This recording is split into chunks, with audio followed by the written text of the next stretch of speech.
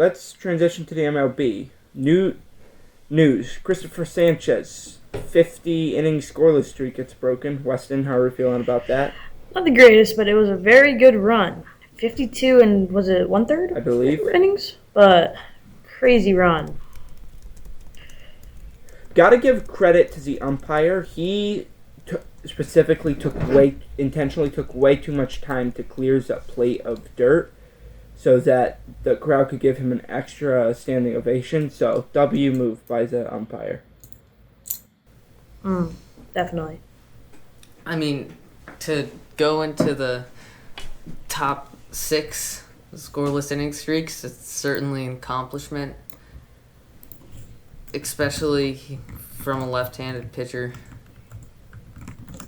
I believe, what did he finish? Third all time between Drysdale and Hershire? I'm seeing 6th.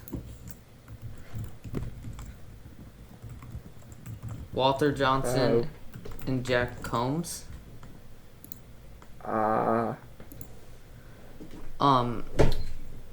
Okay. If we're looking at the live ball era, he's third. Oh, yes, okay. Don Oral Hershire, never know how to pronounce that. Dodgers, 59 innings pitched, scoreless, and Don Drysdale, 58 innings pitched, scoreless. And Sanchez finished with a 50 and 2/3. So I heard that the 2/3, it has to be a complete inning to be a scoreless to count. So the 2/3 very crucial or not really? Well, if someone had 50 innings and 1/3, I would say yes, but not really, because he had already passed Bob Gibson by 3 innings. So Yeah. But that long scoreless streak, that brought his ERA all the way down to 1.46, which is 19 ahead of Jacob Mizorowski in second of qualifying pitchers. Yeah, yes, and Ohtani and Mason Miller, Enrico Garcia would all be ahead of him. Yordan Alvarez hit a grand slam against the Athletics for his 22nd home run of the year, putting them up 6-0 in the bottom of the second. yeah, he has. Speaking of Alvarez, with the Judge injury, he has a very, very good shot at MVP now. Now pulling only one home run behind Kyle Schwarber. I'm a biased Yankees fan, but if you ask me, I would give it to Ben Rice, just because number one is that he has had,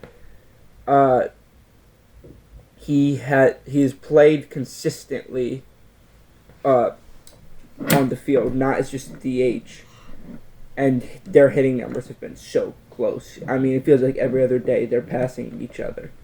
Yeah, Rice has been. It's certainly just like a breakout year for him, and I think he does have a fair shot at the MVP, but it'll be hard to compete with Alvarez. Yeah, the averages you can see. Out of the top 4 in the AL with home runs, Alvarez, Murakami, Buxton, and Rice, the average, currently Alvarez is 14 or .014 ahead of Rice. Very close, average-wise. When you look at their adjusted OPS plus, they are extremely close. It's certainly going to shape up to be a close race, and it'll be fun to see. I don't know if Alvarez will continue or Rice. Either one of them could fall off very suddenly, I feel like. Yeah, it's very hard to keep this very good pace by both of them going for a long season like this. Let's also give Cody Bellinger and Bobby Witt their flowers. Those guys have been absolutely phenomenal. Bobby Witt is second in the MLB in WAR. When you look at number 1, it's Shohei Ohtani, who I was looking at his 2025 MVP season. You can make the argument that he didn't deserve to win it. Paul Skeens and Christopher Sanchez both finished with more WARs than him. Yeah, that's an interesting. Though I don't think pitchers should win the MVP personally. I typically agree, but when you have the type of seasons that Paul Skeens did last year, I'm willing to put that aside. Yeah, it's just like they have their own MVP. Like the Cy Young is just like that's theirs. Like batters can't win that. That is a very fair point. Another fun fact on Ohtani right now: he has an equal batting WAR and an equal pitching WAR. And that's very interesting. Bobby Witt currently leads the league, the American League in WAR with a 3.8. You have Yordan Alvarez right behind him at 3.2. Cam Schlittler and Ben Rice both have a 2.8 WAR, which is not what you would expect. With even how valuable Schlittler has had, it has felt like Rice, just with how good he's been and how much more opportunities he's had, you would think he would have more WAR. Yeah, I don't know though, because Schlittler has been like just on point. Besides the last start, obviously, it's just been like super fun to watch him. Very true.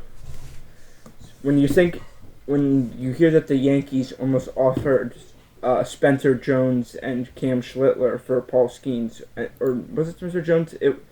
There were some players. You do wonder if the Yankees had done that, where might they be now? Might not be as good as you would think. Yes, just because of how well we haven't really seen how Spencer Jones is yet, but last night 3 hits was very good for him. And there's an argument right now that Cam Schlittler might be right now it's Cam Schlittler hands down. In the future will be interesting to see who is a better pitcher, Paul Skeens or Cam Schlittler.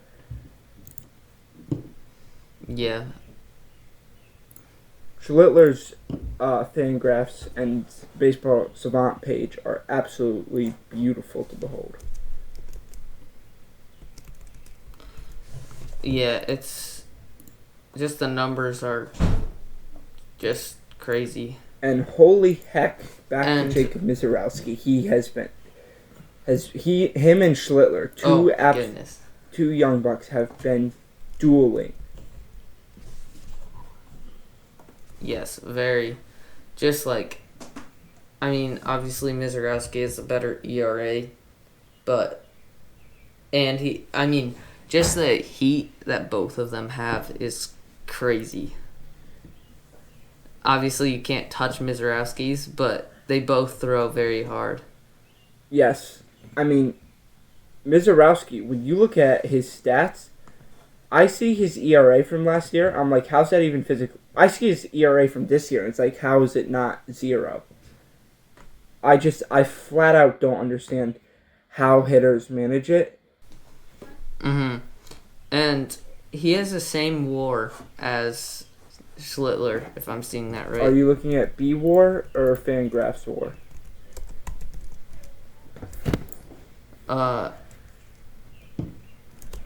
What do you mean? The different types of WAR. I'm seeing Mizorowski with a 3 and Schlittler with a 2.8. I see Schlittler with a 2.9 and Mizorowski with a 2.9. On Baseball Honestly, they're close enough. They've both been absolutely phenomenal this year. Yeah. Mm-hmm. Looking at the MLB All-Star voting. Yes. It has recently opened, and I found out an interesting fact. Did you know Bobby Witt has never started an All-Star game? Really? Gunnar Henderson got the starting job in 24, and last year it was Jacob Wilson, who was very, very good in the first half, but then fizzled out a little bit towards the end of the year. I definitely think that is very surprising because I've always thought of him as like a very high performance defender and offender too. I definitely think he will get the start this year. He is like the elite shortstop to me. Yes, I mean his defense is just unbelievable. If he hit below average, he still would be decent. The fact that he hits like a top 5 bat hitter in the league and plays defense at you could argue he's the best defensive player in